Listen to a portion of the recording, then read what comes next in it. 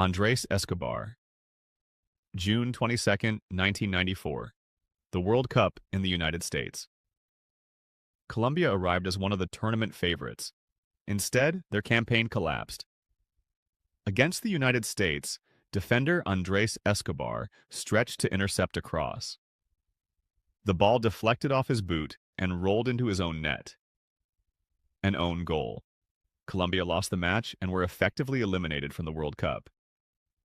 The backlash was immediate. Threats flooded in. Escobar returned home to Medellin despite concerns for his safety. Friends warned him to stay out of public view, but he refused.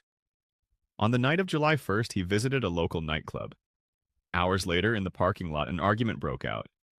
A gunman pulled a revolver and fired 6 times. Escobar was rushed to hospital but died shortly afterward. He was just 27 years old. His death shocked the football world and remains one of the darkest moments in World Cup history. Marc-Vivien Foé. June 26, 2003. The Confederations Cup semifinal. Lyon, France. Cameroon were winning. The match was nearly over. In the 72nd minute, Foé jogged calmly through the center circle. No contact, no challenge, nothing unusual. He collapsed face down on the grass.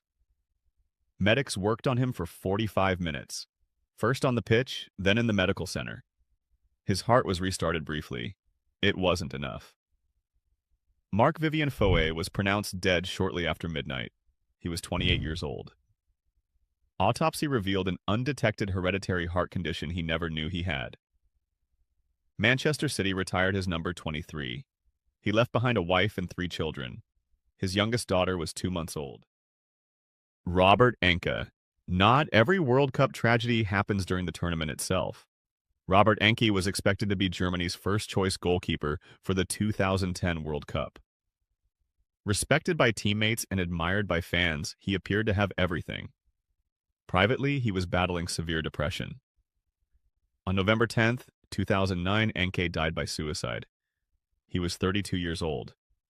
His death shocked Germany and sparked a major conversation about mental health in professional football. Although he never reached the World Cup he had worked toward for years, his story remains one of the most heartbreaking tragedies connected to the tournament.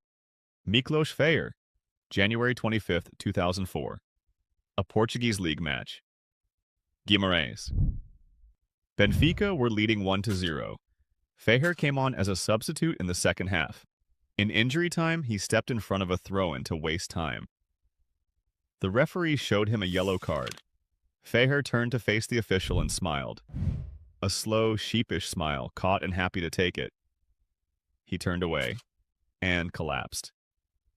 CPR was performed on the pitch.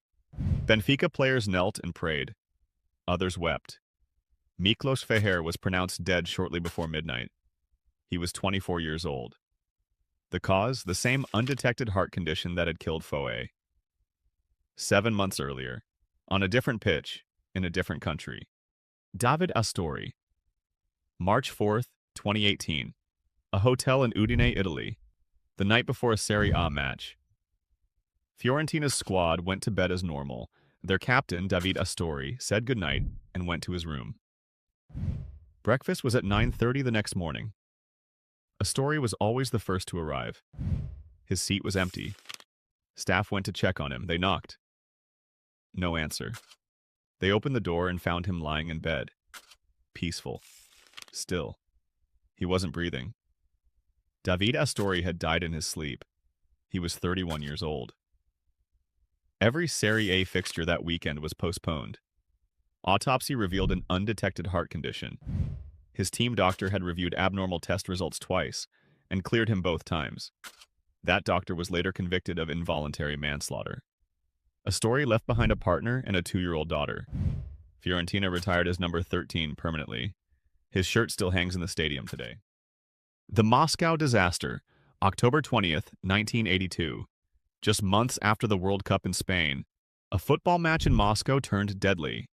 Spartak Moscow were leading Dutch side Haarlem in a European match at Luzhniki Stadium.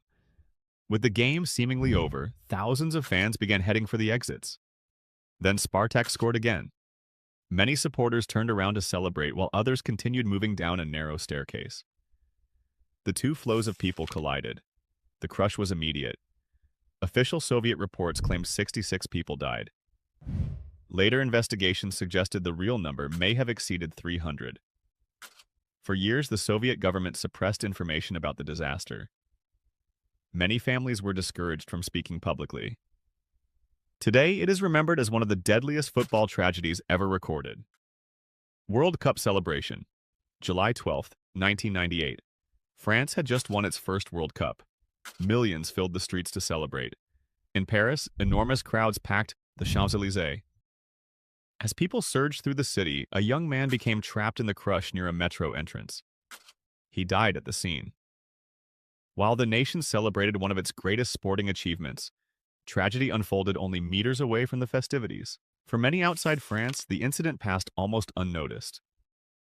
The workers who built Qatar. When Qatar was awarded the 2022 World Cup, the country began one of the largest construction projects in sporting history. New stadiums, new roads, a new metro system. Almost everything had to be built from scratch. The workforce came largely from Nepal, India, Bangladesh, Pakistan, and Sri Lanka. Many workers labored in extreme heat for long hours. Over the following decade, thousands died while living and working in Qatar.